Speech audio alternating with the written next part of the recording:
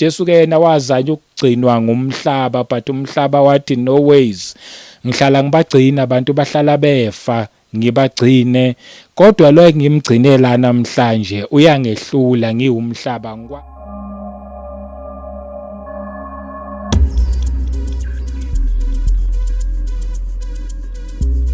Welcome once again kwiKota2 Media. Igama lami ngumduduzi ngwakashabangu. Angibingelela abangcwele kuyindawo zonke la kufinyelela khona le message. Mawuhlangana nale channel ke sikhuluma indaba ezimnandi ezithinta umuntu kanye noNkulunkulu. Akukho kunye la esikhulumayo indaba nje ezimnandi kuphela. Ngithi ngibonge kuma new subscribers nakubo bonke nje abasubscribeile nakuma comment. Siyawafunda mhlawumbe mangabe sikawaphenduli ungaphatheki kabi so lokho siphendula.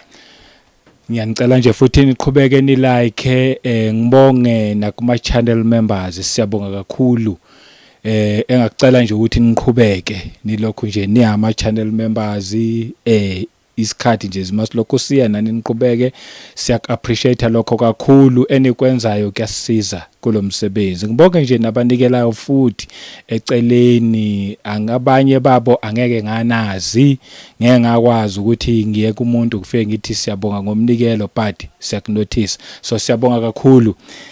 Ngiphethe nje la indaba engekho inde kakhulu futhi indaba nje abantu abayaziyo, kodwa ke manje iyafuna le ndaba ukuthi iqinisekisiwe ukuthi kufakwe istembu kuyona kakhulu, ibaleke ngendlela eyisimangaliso. But ake siyibheke nje la kuMatthew chapter 28. Ngizofunda nje uverse 1 sime lapha kuverse 7. Ithi kuverse 1 mangifunda ngale version engiyiphethe, now after the Sabbath, as the first day of the week began to dawn, Mary Magdalene and the other Mary came to see the tomb. And behold, there was a great earthquake, for an angel of the Lord descended from heaven and came and rolled back the stone from the door and sat on it. His countenance was like lightning, and his clothing as white as snow. And the guards shook for fear of him, and became like dead men. But the angel answered and said to the women, do not be afraid, for I know that you seek Jesus who was crucified. It verse 6, he is not here, for he is rising, as he said. Come see the place where the Lord lay. 7, and go quickly and tell his disciples that he is rising from the dead. And indeed he is going before you into Galilee. There you will see him. Behold, I have told you. Incwadi nje lena ngithi indaba lesiyaziyo, mhlawumbe futhi siyijwayele kakhulu, edinga ukugcizelelwa kakhulu, ukuthi yebo impela uJesu wafika weze emhlabeni, wazalwa, waphila, and wabulawa ngalilanga abulawa ngalo, wabethelwa esiphambanweni, and wathatha futhi wayofakwa ethuneni. Uthe uma abe sefakiwe ethuneni futhi kwaphinde kwenziwa sure ukuthi kuleli ithuna afakwe kulona aze angaphumi. Kwabekwa ngisho namagadi, ama-security guard ukuthi gadwe, ngoba babethi mhlawumbe kungenzeka abafundi bakaJesu bayotshontsha isidumbu sikaJesu, ngoba babemzwile uma ngabe ethi ngosuku lesithathu yena uyophinda avuke futhi. And ake ngempela lithe uma ngabe lifika usuku lesithathu nabo Mary beya lapha emathuneni, mabethi bafika itshe selivulekile, ithuna selivulekile, itshe liyaginqika, kuye kwaba ne-earthquake, ngoba umhlaba wona wazama, omubi esebenzisa umhlaba wazama ukugcina umdali womhlaba, i-creator yomhlaba. Omubi wazama ukuthi ake simgcine simbambe, mhlawumbe kungenzeka ngempela agcine lokho efila angaphinda avuke. Hayi kwasho ke vele ukuthi cha, umhlaba uyahluleka ukugcina okuyena owadala wona umhlaba. Kwenzeka lento yayikhulunywa nguJesu ethi nina nithi nifuna ukubona isibonakaliso, nobona isibonakaliso kulabo wayekhuluma kubantu laba abathanda ama miracles nazo zonke lezi zinto, ama signs and wonders. Wathi nini isibonakaliso nasibona isibonakaliso sikaJona, wayekhuluma ngakho khona lokho ngoba uJona wagwenywa inhlanzi. ithema isimgwenyile inhlanzi lithi iBhayibheli wahlala uJona lapha ngaphansi esiswini senhlanzi for 3 days. Inhlanzi yazi yahluleka yathi hayi ngihlala ngiyigwinyi ngibagwinya mhlawumbe abantu nezinye izilwane. Hayi lokho engigugunye namhlanje kuyangixaka ke lokho ngigwinye enye into lento elanga phakathi esiswini ayifi. Kwabiza ukuthi inhlanzi ihambe iziyofika onqenqemeni lolwandle yafike yamkhafulela ngaphandle uJona kanti vele kula uJona athunyelwe khona. Andeke manje uJesu wayesho leso sibonakaliso ukuthi nina nobona isibonakaliso sikaJona. Wayekhuluma sona ke lesi sibonakaliso ukuthi naye njengoba enguJesu umhlaba uyozama ukumgcina for 3 days njengenhlanzi eyazama ukugcina uJona.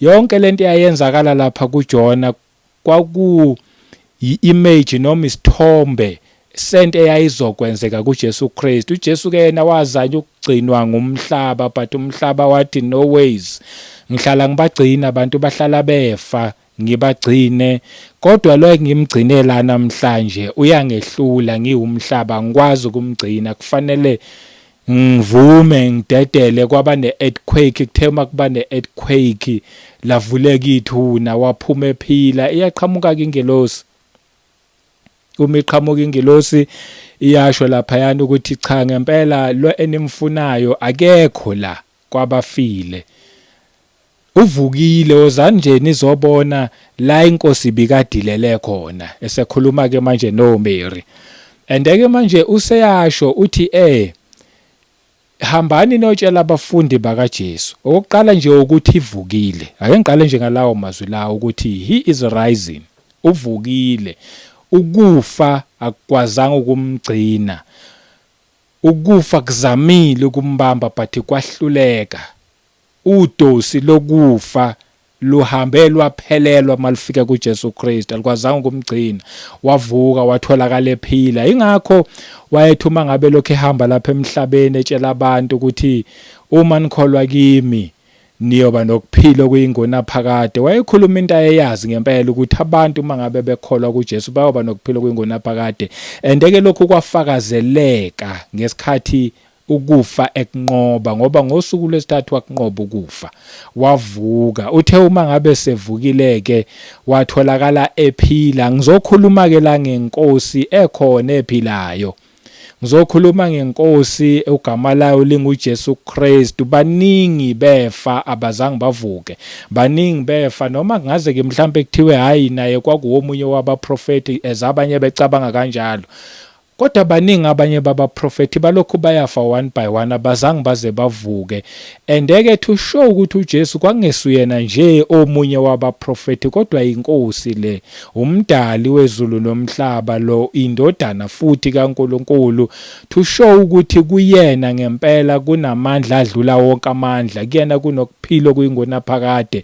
Yena wakwazi ukuthi avuke ngosuku lwesithathu, and iyasho ingelosi ithi uzawuhamba phambi kwenu eGalilee lapho nina niyakhona nitshela abafundi bakaJesu ukuthi uvukile, and manifika lapho nofike nimbone. Lalela nje okokuqala ngizokhuluma ngenkosi eyavuka. uJesu khona uyaphila. Ngizofaka leso stembu mina esithi uJesu ukhona uyaphila, uyinkosi ephilayo. Asikhulumi ngoNkulunkulu owafa, asikhulumi ngoNkulunkulu ofile, asikhulumi mhlambe ngoNkulunkulu abangenamandla, sikhuluma la ngenkosi ekhona ephilayo. And wathi uma ngabe sevuka wahamba ngaphambili kwabo Mary Magdalena eyohlangana nabafundi bakhe. Iyasho ingelosi ithi manifika le nani nofike nimbone, njengoba ke ekhona ephila, okusho futhi ukuthi uyabonwa. Okunye lokho ngoba manje uyikhona uyaphila.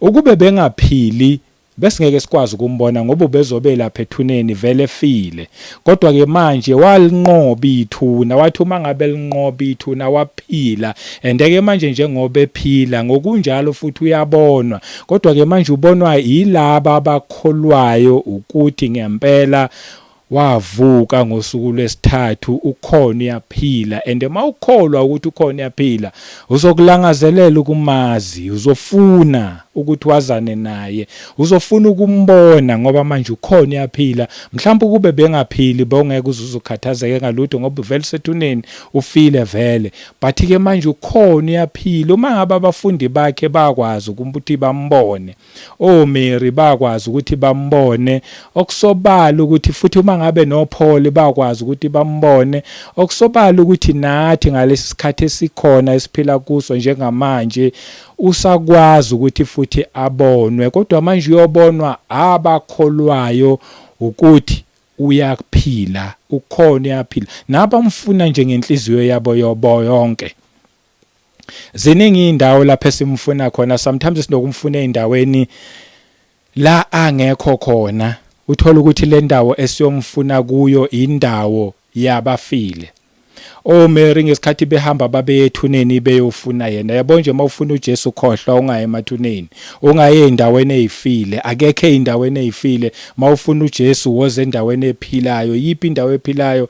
Thanda nje izwi likaNkulunkulu, umfune yena esenokutholakala and uzomthola, and futhi uzawuzambula kuyena. Uyafuna lo NKulunkulu kuba nobudlelwane nathi, uyafuna ukuthi sazane naye, uyafuna ukuthi simkhonze, siphelele kuye, siphelelisiwe kuyena. Kodwa ke manje leyo nkonzo iyawukwenzeka uma ngabe umuntu ekholwa ukuthi ngempela wavuka. Iningi lethu yebo khona siyakholwa ukuthi wavuka, kodwa izenzo zethu ziyasho ukuthi hayi kodwa mhlambe nje kungenzeka kuba kavuka. Sengisho ngezenzo zethu ukube besikholwa ngokuphelele ukuthi ukhona uyaphila, ngabe namanje siyazi ukuthi usibhekile. Yonke into esiyenzayo uyayibona ngoba ukhona uyaphila. Yonke i-action oyithathayo oyenzayo ngabe uyazi ukuthi ukhona uyangibona ngoba ukhona uyaphila. Ngikhuluma la ngenkosi ekhona ephilayo, abayifunayo hayi bangakwazi ukuthi bayibone. Kodwa ke manje lokho sekubiza ukuthi umuntu adlule emasontweni ayofuna uNkulunkulu. Emasontweni kugcwele nje lento nje leyi eyiprocedures esontweni yokukhonza, ukuthi ngoJanuary senza kanje, ngoFebruary, ngoMarch kanjalo, kuze sibe nale procedure yethu le. Yabona once wavuma ukuthi ukhona uyaphila, uzokwenza futhi ukuthi uthi ngifuna ukumuzwe ekhuluma kumina ukuthi njengoba nje kuqala uFebruary uthi ngenzeni kulo February, angeke ngingahambi ngendlela engijwayele nengiyazi. Ake ngizwe yena ukuthi ufuna ngenzeni kulo February, ake ngizwe yena ukuthi ufuna ngenzeni kuleli viki. Uyokulangazelela ukumuzwe ekhuluma ngoba ukhona uyaphila, akabonwa kuphela kanti futhi uyakhuluma kulaba abamfuna ngeqiniso. Bengizofaka nje leso stembu esithi le nkosi esikhuluma ngayo sithi nguJesu Kristu waseNazaretha, oweza emhlabeni wazela bonke abantu, wazela bonke nje abantu abaphila emhlabeni. Wathi nje kuphela bayokholwa kuye bayothola ukuphila kuyingunaphakade. Ngizokwazisa ukuthi namhlanje ukhona and yena vele uphila kuyingunaphakade. Ngikhuluma la ngenkosi enombuso ongapheliyo. Ngesikhathi sahamba emhlabeni babecabanga ukuthi uzothatha imibuso yala emhlabeni, babemlwisa bembangisa becabanga ukuthi yena uzoba ngisabona ezintweni zabo zasemhlabeni, kanti cha, wayezozi introduce njengenkosi yombuso ongapheliyo. Umbuso walenkosi ume kuyingunaphakade. Abayophila kulo mbuso elithizwe ngabenza intando yakhe and futhi ngabakholwa uye, and yilabo abayohlala kuyena ngokuphelele kuyena. Asingajabuliswa izintshumayelo kodwa zibe zingasiphelelisi kuyena. Ngiyayibona kuningi esingakushumayela bakithi okungenza nje mhlawumbe ukuthi kitaze neindlebe nakho konke, mhlawumbe nje ke sitshelane ngokuthi izwe ungaligaina kangakanani, zonke lezi zinto lezi ukuze uzobonakala ukuthi ngempela ungumntwana kaNkulunkulu. Kuningi esingatshelana ngakho ngalokho, but kukhona esikubekele eceleni okubaleke kakhulu, ukwazana nenkosi uJesu Kristu kuphela. Yes, samvuma ngomlomo, samconfessa sathi inkosi nomsindisi okuphila kwethu. Ngabe kwaphelela lapho yini? Akumelanga kuphelele lapho ke. Kumele kudlule umconfess abe inkosi nomsindisi okuphila kwakho, ukholwe ukuthi uNkulunkulu wamvusa kwabafileyo, ukholwe ukuthi uyaphila. Uma ukholwa ukuthi uyaphila, langazelela futhi ukuthi amehlo akho ambone. Khuluma mina ngemehlo kamoya, langazelela ukuthi indlebe zakho zimuzwe khuluma kwena, ngoba nawe uyafuna ukuthi akhulume kumuntu nomuntu, ngoba sikhona nje sila emhlabeni ngepurpose, okuyipurpose yakhe enhle. Bengizodlulisa nje leyo message namhlanje eyokuthi nje ake siphelele kuye, ke sazane naye, simlandele, simkholwe ngeqiniso. Ngani? Ngoba uvukile, ukhona, uyaphila, uyinkosi yamakhosi. Igama lami nguMduduzi ngakwaShabangu. Ake siphinde futhi sihlangane kwivideo elandelayo ngomusa kaNkulunkulu. Uma ungakamamukeli uJesu Kristu, mthatha abe inkosi nomsindisi wokuphila kwakho. Ngifuna nje wazi ukuthi akukho kunye ukuphila ngaphandle kaJesu Kristu, akukho. Ungezwe abantu bedlala ngawe bekukhohlisa, akukho. Uyena kuphela ophethe ukuphila kuyingunaphakade. Amen.